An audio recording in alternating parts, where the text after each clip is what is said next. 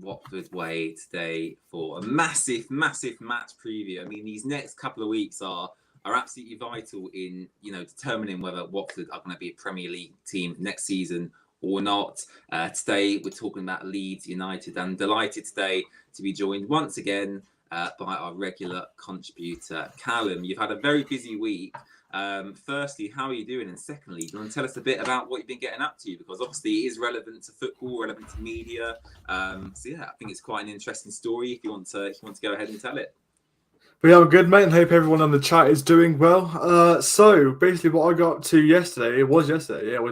Yeah. It was. I went over to IMG Studios in Stockley Park to do a bit of work for the EFL. And now, of course, the EFL, English Football League, they overlook all the leagues in the English in the country, and they decide what fixtures come out. They overlook everything really in the English leagues, and it was really fun getting to work with people at IMG that broadcast it out to the EFL. And I worked on, in particular, I doubt any of you guys watched this game because it's got nothing else to do with Watford, but I did manage to I overlooked and edited the Cambridge versus Wycombe Wanderers game, which was really fun to do. I got to get to grips with their system, how they actually edit games in the Championship, in all the English leagues, the system that they use. It was really fun. I had a bit of a crash course, and then edit it with a few other people like in real time. So it was really fun. IMG Studios, if you don't know, it's like in West London. That's where the VAR room is as well, which I managed to go and see. Yeah, I think we hear Stockley Park a lot on television, don't we? Gary Neville, Jamie Carragher, they'll say, they're checking the VAR at Stockley Park. That's where you was. I believe, as you said, you did get to check out the VAR room. Did you take any photos, any videos of that? Best believe it, mate. Best believe. Yeah, I've got it all on my phone. Yeah, I got to see. It was really restricted for some reason. I can understand that, to be fair. But yeah, it was really restricted. It was like locked. We had like 3 locks inside of the doors. It was crazy. Oh, wow. So basically, yeah, so you just could not go in. Yeah, very high security. You could not go in. So yeah, it was mental. I also went down. It's actually the home for a show that you may have watched. It's called The Kickoff. I don't know if you've heard of that. Is that the BT Sport one? I can't remember. I think it is the BT Sport one. Yeah. I'll search it up, actually. The Kickoff it is. The Kickoff. I think that's broadcast before the Saturday 12:30 Premier League fixture. I think that's what it usually is. If you type in the Kickoff BT Sport, it might come up. But I think that is the one, Callum. Yeah. Let's see it real quick because it's coming up with the True Geordie series at the moment, so that's not really what I want. It's not that. It's not that. It's a different thing. I don't actually know if it is BT Sport, but it was a show. You had a good day anyway, Callum. Yeah. Yeah, I did. Yeah, it was a great day. Actually, I think it was Amazon. I'm not too sure. I'll search it up. I know they had an affiliation with Amazon. Yeah. I don't know what I don't know what it was, but yeah, it was a show called The Kickoff. If you know what it is, you know what it is. But yeah, it was really fun. Going behind the scenes on there. Meeting a few staff members that run the camera work and do all the editing behind that. I didn't get really involved in that, but I got to speak with a few of their members. It's a huge studio. Like actually, I can't obviously show the photo on here, but I've got that on my Instagram as well. So I'll probably go and put that on my story probably after this stream. So if you want to go and see what I got up to there, you can well and truly. I might do it as a post. To be fair, I've not posted in quite a while, so I might do it as a post just to show people what I got up to. But yeah, really fun day. Good to hear, mate. And we are here to talk about Leeds United today, of course. Callum, I don't believe you're going to this game, are you? I think you're trying to go to the Everton game. That got rearranged, so hopefully I'll see you then. But we are here to talk about Leeds United today, of course. Marco Bielsa was their manager for quite a while. He got sacked, obviously, because they're on really poor on the form. Jesse March has come in. They still play a similar style of football, Callum. But just watching them over the past few weeks, I mean, we was discussing before we came on stream, he comes across really well in his, pre-match and post-match interviews. Tactically, he's made them more compact. They're a lot more solid in defence. So what have you made of his time, as Leeds manager so far? Well, definitely has made an impact off of Marcelo Bielsa's departure. I mean, I'm just seeing here, I've got their recent form up. I mean, it was 3 losses until Marcelo Bielsa got sacked, and since then it's been a win, been another win, and then been a draw. So obviously they're on a upward trajectory. They are 16th, so they are down below, and I feel like they are in the relegation talks, but I do think they will survive. I feel like they've just got the edge over people like Everton, Burnley, and of course us as well. But do you know what? I think Jesse March, I feel like he's going to have a really bright future there, to be honest. I mean, Marcel, it's going to be hard to obviously follow up after Marcel Bielsa because he's a Leeds legend, to be fair. I mean, I think no Leeds fan can argue with me with that. Like, I think Bielsa was really overhyped by everyone. That's just my personal opinion. Really? But I know the style of play was great to watch as a neutral, because me and you, obviously, Callum, aren't Leeds United fans. So as a neutral, watching Leeds games, they're always very open. There was always lots of goals. But actually, if I was a Leeds fan, watching, my team concede that many goals week in, week out, I think I'd probably be quite frustrated. That's just my personal opinion. I do think he's a good manager, but I do think he's maybe a tad, overhyped and overrated by maybe, a lot of people on Twitter, especially. But yeah, I mean, to be fair, so I do somewhat agree with you because I feel like everyone, said that he was like an incredible manager with incredible tactics right when he was in the Championship, going up to the Premier League, and also whilst he was a bit in the Premier League, getting into the top half of the table. I think that's when people, started to really, hype him up, saying, his tactics are amazing. He was being watched by Barcelona at one point. He had like a huge reputation really for being a manager in the Premier League, and then obviously, as Leeds got further and further down the table and started to decrease the quality a bit, that's when people started to, see his tactics never really changed, to be honest. It was just the same thing. Like, I think you were discussing to me right before the stream happened that he goes full gung-ho, leaves the space really open at the back, and I feel like that's what Jesse March has completely changed. He's got a bit of a different style to what Marcel Bielsa has and made them a lot more compact at the back, which I think you mentioned right at the start of the stream. Hence why they've been a lot more solid, and that's why they probably need to start to pick up more wins so they can focus more on the defensive aspect. And obviously they've got the pace of Rafinha and Jack Harris are going up at the top as well, and also that Joel Gelhardt, which I'm going to speak about more as we get into the starting lineup later on. They've got a lot of pace and they can definitely break forward and exploit the opponent's defense, no matter how they play. And I like their midfield pivot as well. They've got players like Calvin Phillips, who I think is actually being seen by Man United now, because mainly they're closing on Ten Hag and Ten Hag's looking at Phillips. But yeah, that's just going off track. I think Calvin Phillips is so important for them as well, Callum, because I can't remember the exact statistics, but I remember reading the stat, Leeds with Calvin Phillips and Leeds without Calvin Phillips, and they really do struggle when he's not in the team. You've seen him play for England. He's done really well, excuse me, at international level as well. So he obviously is, a massive part, in their system and in their team in general. Definitely, yeah. I mean, he's basically a defensive pivot. I mean, he covers practically all of the ground on the midfield, and he's really, really solid there. And that's exactly why he's a regular England starter as well. Obviously did so well in the Euros, getting to the final. And also, he played in the World Cup, right? Am I tripping a bit? Was it what? Are you talking about the 2018 World Cup? Yeah, I don't know if he did he? Or no, I don't think he played in that. I think that was probably a bit too far back, because I think Leeds were still, I think they were in a championship back then still, weren't they? Yeah, I think they were just, that's true. They were actually, yes. And it was I think he might have made his debut a season later, but I don't think he played in the World Cup, no. Yeah, so, I mean, regardless, though, I mean, in the Euros, he did so well, obviously, getting to the final, and people really started to see him as a potential top six starting CDM, and obviously that's just been proven there by the Man United rumours. But yeah, I think, but moving on to what we were saying about Jesse March, I think Jesse March has, made the squad a lot more compact, a lot more of a defensive asset, and it's going to be a real hard match trying to break them down, obviously, with those new tactics in place. I mean, sure, we've got players like Saar, like Dennis, like Cucho, who can really go out and also have equally as much space as what Leeds do on the wings, and it's just going to be an interesting matchup. I'm excited to see what happens. Yeah, I'm looking forward to it, and I've not been to a Watford match for a few weeks for a variety of reasons. Obviously, we've not had a home game for a while. I've started my new job, which meant I couldn't go out to Anfield. So yeah, got 2 home games in a row now, and I'm looking forward to getting back to Vicarage Road. But actually, looking at the Premier League table and how important this game is, Watford do actually have a game in hand on Leeds United. They've played 31 games. Watford have played 30. Leeds on 30 points, Watford on 22. So really, if Leeds beat us at the weekend, we can't really catch them and we can't really drag them back into a relegation battle. But actually, if Watford win, Watford get up to 25 points.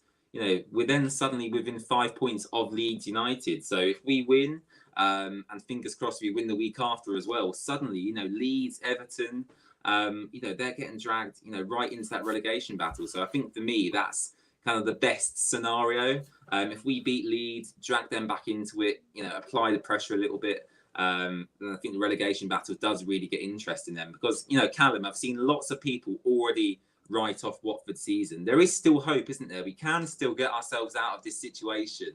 But it does mean we are going to have to start winning football matches. I think that is a big problem, isn't it? I mean, seeing the Everton-Burnley game yesterday, it made me laugh, to be honest with you, because Everton at one point, they scored 2 penalties, and one of them wasn't even a penalty. I'm sorry, this wasn't a penalty. It was a... I feel like... Are you talking about the second one?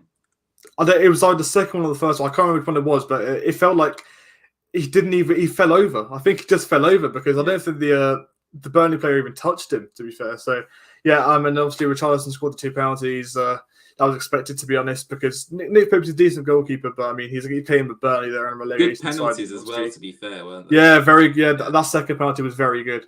But yeah, obviously they lost. They couldn't find any way to win, and that's made me laugh, to be fair, because they've spent a huge amount of money trying to improve their squad, and obviously got a new manager in Frank Lampard, and they're arguably doing worse than what they did when they made these signings, which is crazy. So, yeah, after seeing that, that gave me a real motivation boost, as to thinking like, come on, we can actually do this now. Like Everton losing, and they're going down further and further down the table because their run of games to the end of the season now is absolutely grim. It's practically the whole of the top 6 and like a few teams in the top half apart from us. I think we're the only team left to play that are in the bottom half. The rest of the top half, which is disgusting for them. And it's going to be... The issue for me is, though, the rearranged game, Callum, is such a long way away. I think it's still over a month away until we play them. I'd rather it's like May-ish. Right here, right now, and get the game definitely done.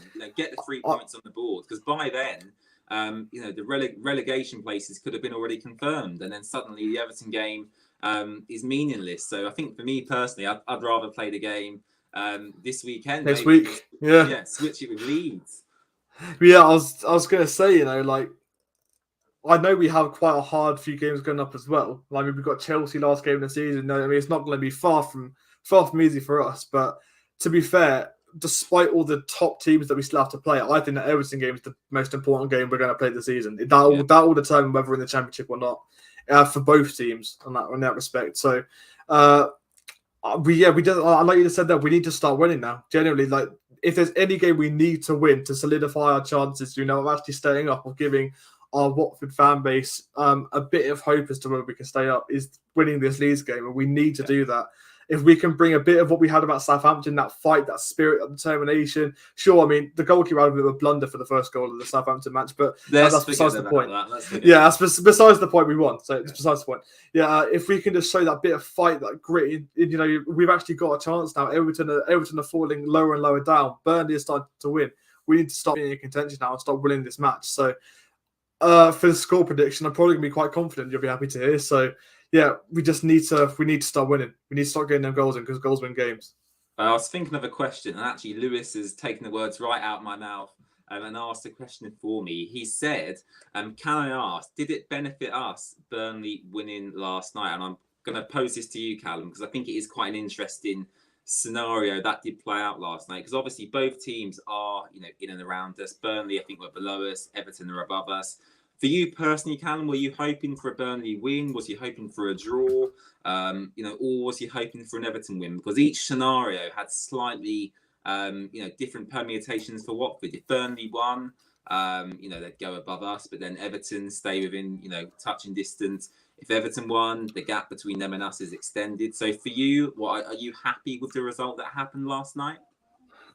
More no than yes, I'd say, because Burnley. Oh, sorry, there's some dogs outside. I do apologise if you heard that. But yeah, I've got 2. I've got one little one. It's her birthday today, actually. She's called Lulu, and I've got another big one. It's called Hugo. He's a big boy. Lulu's birthday today. Lulu's birthday. Yeah, okay. Lulu's birthday. She's turning 2 years old. Lulu. Yeah, thank you. I'll be sure to let her know, and she'll probably respond to you. Chat, everyone, please. Yeah. So yeah, I say more no than yes, purely because we have, Burnley have one game in hand over us, and obviously winning, puts them above us, and puts us in a bit of even more risky place. 19th, we're in the middle, sandwiched between Burnley and Norwich, but it benefited us in a way because Everton, they're the team we more need to worry about. To be honest, because they're the team we're contending with, and we're contending with right at the start of the game. So, sure, while it's not so good that Burnley are winning, and even if they continue to win, then we'd have to hope Leeds keep on losing then, and then that will probably give us more of a chance. So yeah, I feel like if Burnley do keep on winning and Everton keep on losing, we'll still get relegated because we'll still be about 18th or even stay at 19th. So it wasn't too beneficial Burnley winning, but it was a lot better than Everton winning. Put it that way.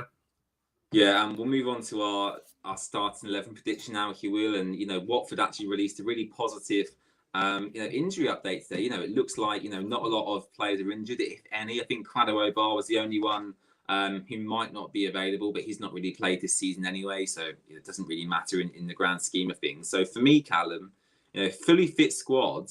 I think against Liverpool, Emmanuel Dennis and Joshua King were actually on the bench.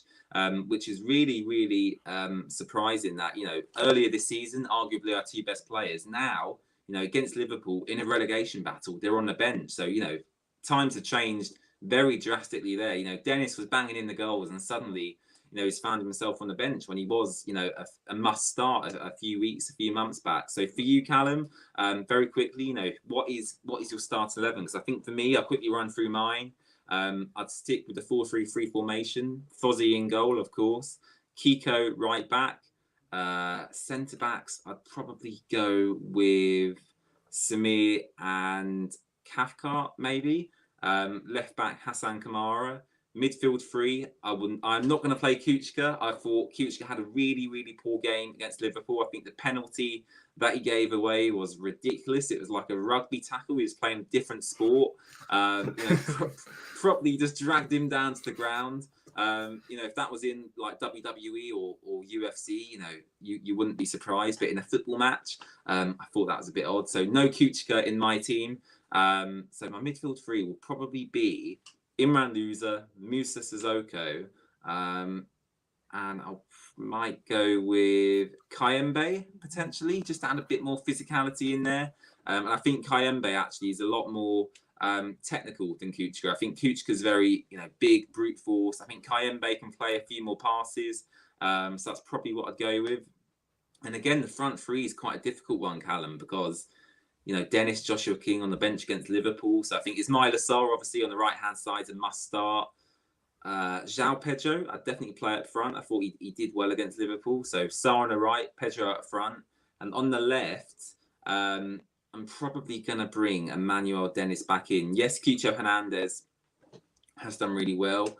But there's no denying Dennis, has been a star player for us this season. So I'd probably go with Dennis, Pedro and Sarr as my front three. Callum, do you want to take it away with yours? God, there's a shoot that is kicking off in the chat. Let me tell you, look how many comments have been put in there. Jesus.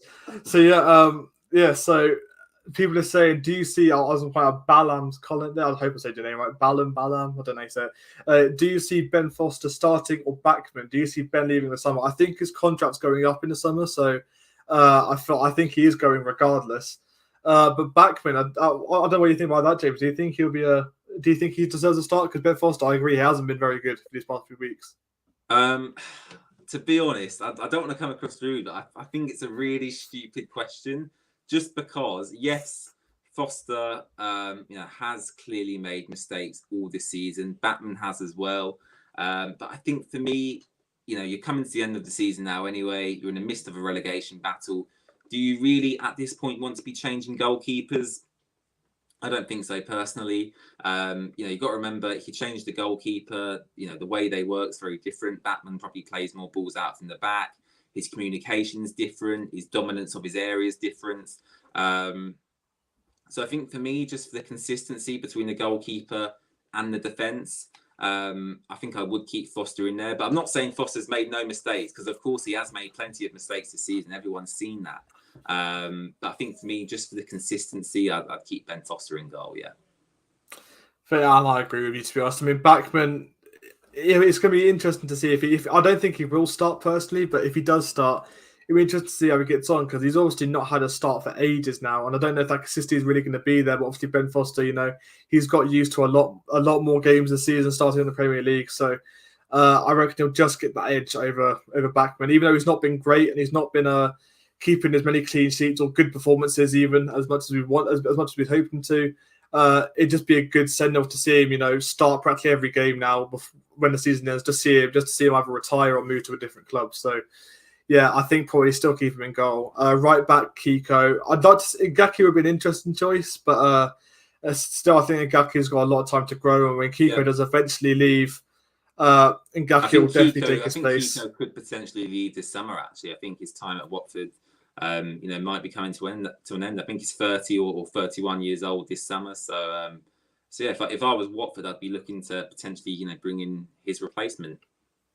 Definitely, yeah. Well, I can't see anyone really replacing Ngakia because still he's still quite a solid right back even now at his age that he is. I mean, he's started in the Premier League quite often actually, to be fair. So and the times I've seen him, he seems quite he's made an intent in that right back position, and I feel like that's what he can do and can continue to grow out Watford at the age he is when Kiko does eventually leave.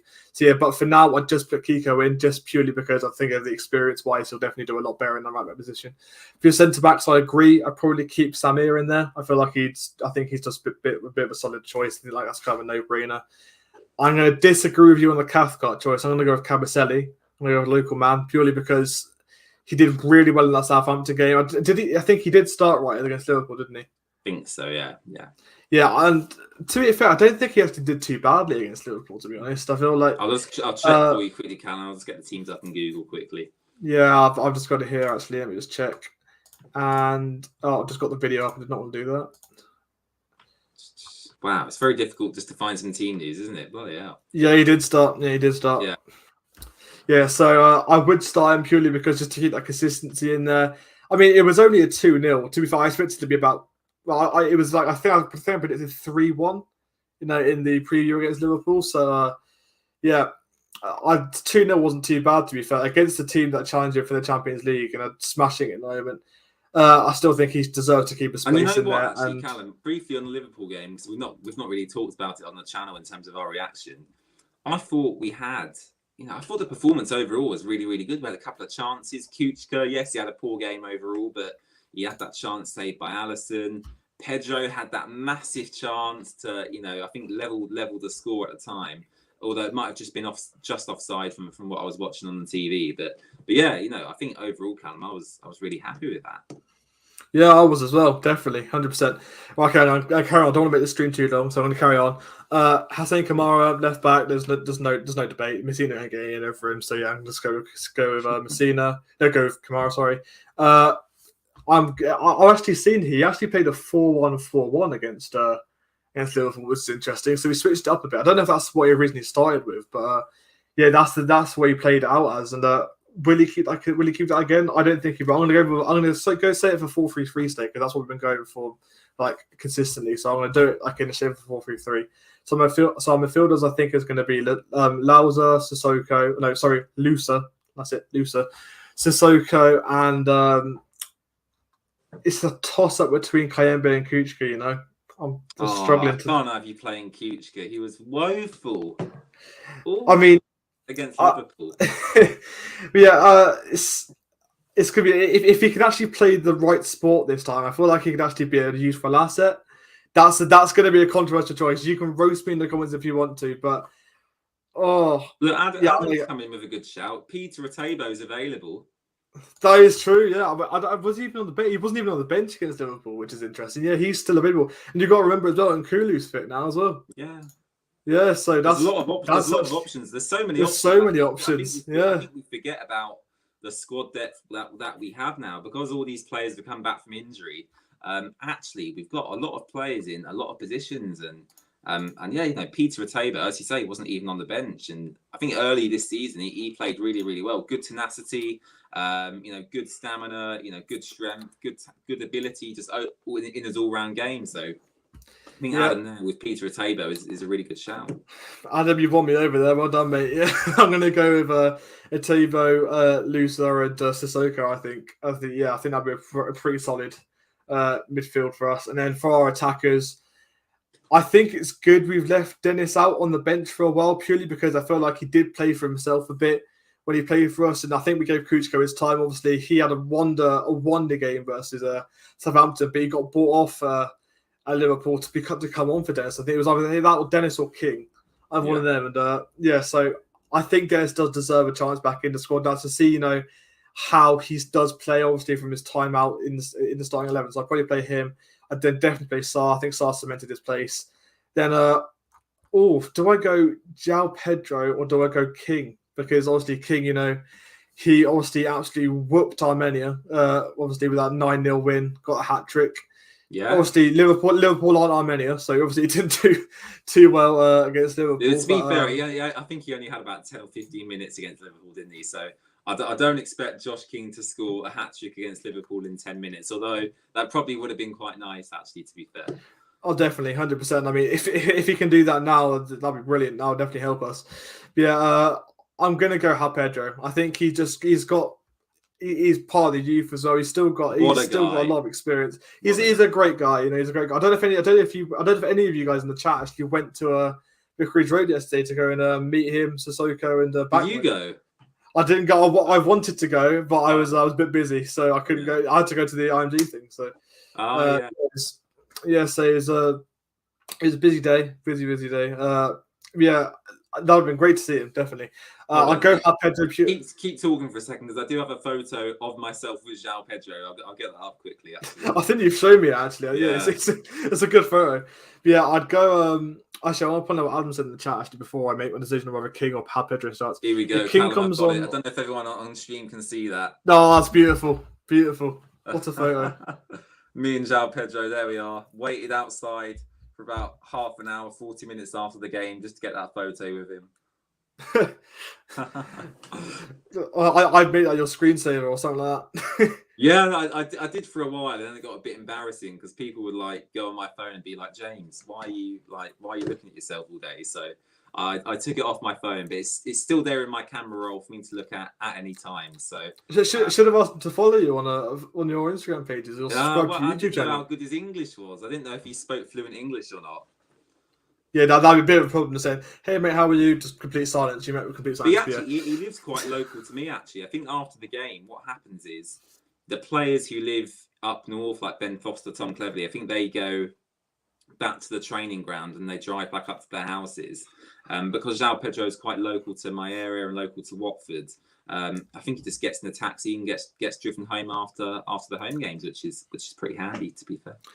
Yeah, very handy. And actually, I have seen a Watford player. I've not met him. I did ask him for a photo from that, but it's the most random story. I was driving to I think it was Hemel Hempstead to go to their McDonald's. I know it's the McDonald's I used to go to every match day. I've changed locations now to have a pre-match meal before in the Watford Town Centre. But I used to go down to Hemel Hempstead to have my meals. And is that in Jarman Park you used to go to? Where No, it wasn't Jarman Park. No, it was on the motorway. So I got to take a little turn in. There's a McDonald's next to a Holiday Inn I used to go to. It's a nice little hidden place. But I went there one night just randomly, and I saw Tom Cleverley there, just enjoying his meal in the corner. So I was like, okay, well, brilliant. I mean, I didn't say anything. It's not very healthy for a footballer's diet, is it? Well, yeah, I mean, if he's not getting any starts and he's absolutely woeful for us at the moment, I can't see he has anything else to do, to be honest. But yeah, so I did see him there. That was pretty fun. But anyway, we've gone way off topic. I was talking about João Pedro and King, and we just talked about Tom Cleverley and McDonald's, right? Anyway, yeah, so João Pedro or King, I'll probably go João Pedro, as I just said there. He's started quite a few games for us now over King. King, obviously, he does make an impact off the bench, and I feel like he would be a useful asset for us. But for now, I just stick João Pedro. So I'll just reiterate the team again. I go Foster, Femenya, Samir, local man, Capselli, Kamara, Lusa, Sissoko, Etibo, Sarr, João Pedro, and Dennis. And then that's going to be my team. And that's actually, I've just leaked my team now that I was going to put on my Instagram page, which if you don't know, Hornets House down below. Get that promotion in, Callum. Had to, always. So there you go. That's Callum's team. That's my team. Alan says, Bielsa overhyped and overrated. You're having a laugh, aren't you? I'm not having a laugh, Alan. That is my opinion. I do think he's very overrated and overhyped. Ultimately, he has got sacked. Yes, he got you promoted from the Championship. I think you had a really good squad in the Championship. You should be getting promoted with the squad you had. And I think actually his style of play did suit the Championship. But in the Premier League, when times got tough, when you're in a relegation battle, a relegation scrap, ultimately, Marcelo Bielsa didn't adapt his tactics to that. He got exposed. He got sacked. So yeah, that is my opinion on that, Alan. So if you don't agree, please feel free to leave. There you go. Callum, score prediction time. I think we covered everything to do with the match. I need some positivity today. I think you said against Liverpool, you went with a 3-1 Watford loss, which is very pessimistic and very negative. But obviously, Leeds are quite close to us in the table. We're both, battling against relegation. Hopefully, Watford can get the win, Callum. I'll come to you first. What is your score prediction for Saturday's game? Oh, right. Okay. So I did say I was going to be a bit more positive. I think right at the start. I think I said at the start of the stream.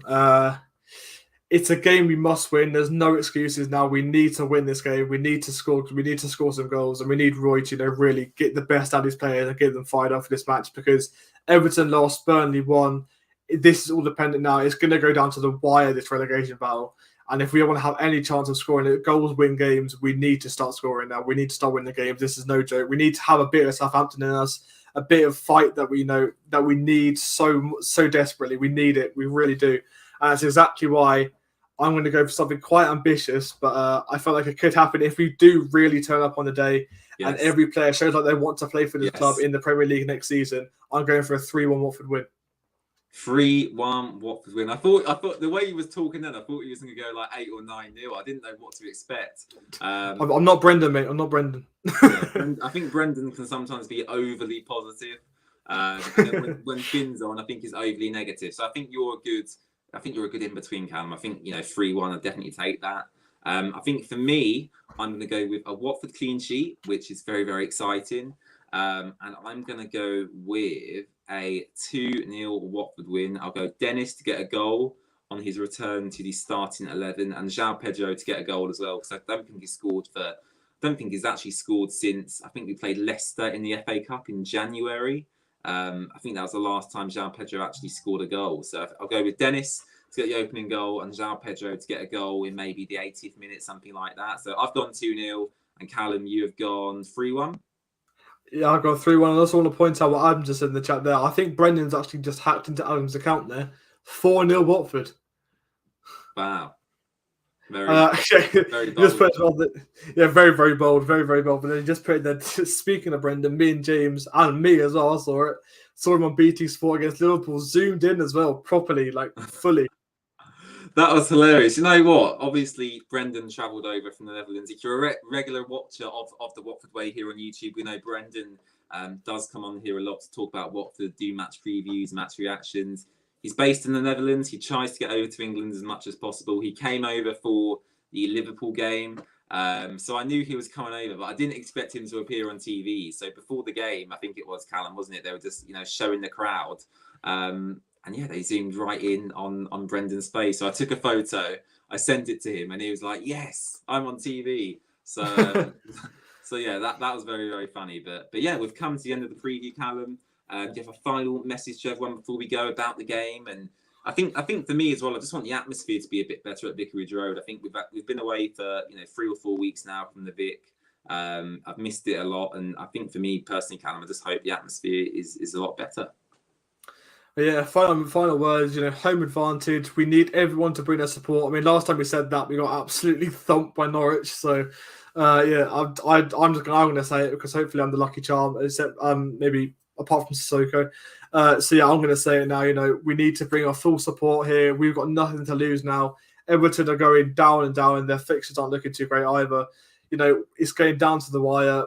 For the players as well, we just need to be at their best. They're at home. They're going to have the edge of the support that we're going to give them. So we need to start scoring goals. We need to start creating chances. I know Leeds are a lot more solid at the back, but it's time we need to just exploit them and just play our very best. Just be just be the best you can, really. I've gone 3-1. Maybe it's a bit too ambitious, and it could go either way because obviously it's football. But yeah, that's my predictions. Of course, as well. If you want to follow me for any other updates, I've got my Instagram down there, the Hornets House. I'll be posting, updates about the game because I took a break from the Liverpool game because I had a lot going on. My week was hectic last week, so I couldn't get any content out. But I'm going to be posting, back to usual now to the end of the season. Yeah, that's basically all I've got to say. Come on, you Warns. This is a game we have to win now. Super stuff, Callum. Thank you once again for coming on. This is only meant to be about 15 minutes long, but we've gone on for 35 minutes, which is crazy. But we went off on so many tangents, didn't we? Me talking about João Pedro and stuff. So it's been a fun stream, this one. Thank you very much for tuning in. Much appreciated. And yeah, I'm looking forward to the game on Saturday. Of course, you can follow the Watford Way on all our social media pages down in the description below. We're on Twitter, Instagram, Facebook, and here, of course, on YouTube, where you're watching us now. And yeah, apart from that, stay tuned. I don't know if I'll get a reaction out on Sunday or not, but obviously we do have another massive home game next week. So, of course, we'll be here providing you content in the run-up to that. And, of course, before we go, make sure to hit the big red subscribe button. It's much appreciated, and it helps our channel grow. So make sure to hit subscribe if you haven't already. Apart from that, I'll see you again very, very soon, and enjoy the game. Bye-bye, guys.